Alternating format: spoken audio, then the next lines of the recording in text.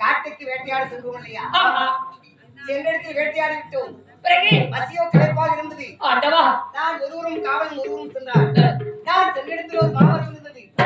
அந்த மாமரத்தில் ஒரே ஒரு மாங்கனி இருந்தது. மாமரத்தில் ஒரே கனி இருந்ததா? அதை பார்க்கும் பொழுது அதை பறித்து சுவைக்க வேண்டும் என்று ஆசை இருந்தது. பறித்தேன், சுவைத்தேன். அந்த மாங்கனி ஒரு முனிவருக்கு சொந்தமான போல் தெரிகிறது. யாரோ இந்த மாமரத்தை களவாடி இருக்கிறார். இப்படிப்பட்ட ஒரு சாபத்தை அந்த முனிவர்களுக்கு சாபத்தினால் எப்படி உனக்கு புத்திரம் இருக்கிறது? இது எங்கே சென்றால் இந்த வினை போகும். இந்த சாபத்துக்கு விமோசனம் அளிக்கவில்லையா? அவர் என்ன கூறினார்? அப்பா மகனே, இந்த சாபத்துக்கு விமோசனம் ஒரு தாய்க்கு ஒரு மகளாக இருக்க வேண்டும். தாய்க்கு தலைமகளாக இருக்க வேண்டுமா? திருவாதிரை நட்சத்திரத்தில் பிறந்திருக்க வேண்டும். திருவோண நட்சத்திரம் 32 இருக்க வேண்டும். அப்படிப்பட்ட ஒரு பெண்ணை மணந்தார். இந்த சாபத்துக்கு விமோசனம் இந்த நிலையில் இவர் கூடுதல் வார்த்தை எப்படி வார்த்தையா? தாய்க்கு தலைமகளாக இருக்க வேண்டும், வெள்ளிக்காலம் பிறந்திருக்க வேண்டும், திருவோண நட்சத்திரம் பிறந்திருக்க வேண்டும், கற்பு கடைசியாக இருக்க வேண்டும். அப்படிப்பட்ட பெண்ணை மணமுடித்தால் இந்த நோய்க்கு இருக்காரே, இந்த நிலைமையில் நான் எங்கே கண்டு தேடுவது? நான் எப்படி அந்த பெண்ணை பார்த்து இவன் எந்த பெண்தான் மணப்பதற்காக முன் வருவாளா? எப்படி இருக்குது மகனே?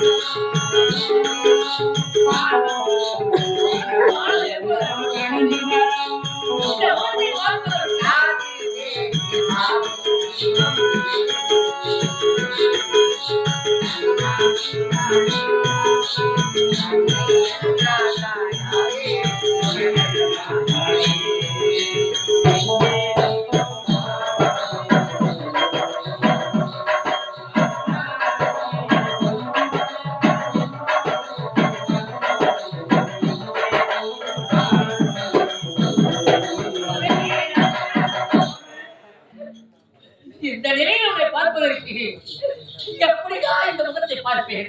எப்படி இந்த முகம் இப்படி இந்த நிலைக்கு கொண்டு வந்திருக்கிறாயே? இந்த முகம் கொடுத்த சாபத்தினால் இப்படி ஒரு நிலைமை அடைஞ்சிருக்கிறாயே. என்ன பத்தினி பண்ணி நான் பார்க்க போகிறேன். ஐயா அவரு இந்த காலத்துல நல்லா இருக்கிற பிள்ளைங்களுக்கே கொடுக்க மாட்டாங்க பொண்ணு. ஆமாட்டா. கொடுக்கறது கொஞ்சம் தயங்குறாங்க. என் மகனுக்கு நான் எப்படிடா பத்தினி பண்ணி எங்கடா தேடுவது? எனக்கு ஒரு யோசனை. எப்படி? அது கேக்குறீங்களா?